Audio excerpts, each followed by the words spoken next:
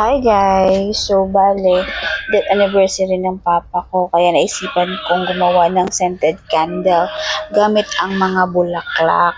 So, una nangulikta muna ako ng mga bulaklak.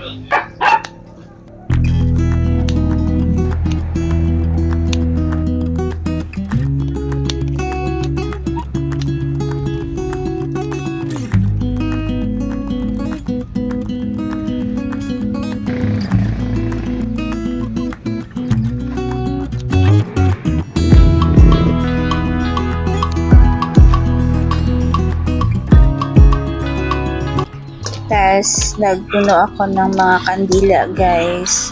Ayan, depende sa gagawin mo kung gaano kadami ang tutunawin mo. And then, nagkuha ako ng isang string ng, para sa gagawin ko na scented candle.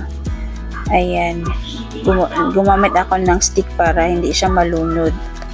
Tapos, ayan, dahan-dahan ko na nilagyan ng mga bulaklak, and then, dahan-dahan, pautay-utay ko rin ang paglagay ng tinunaw ko na kandila. And then, ayan, paulit-ulit lang siya, guys.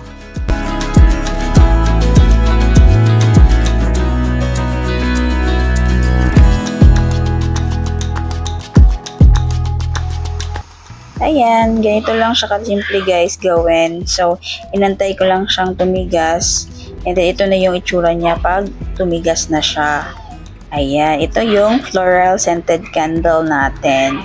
Kinuha ko lang yung stick sa ibabaw kasi ito yung sisindihan natin.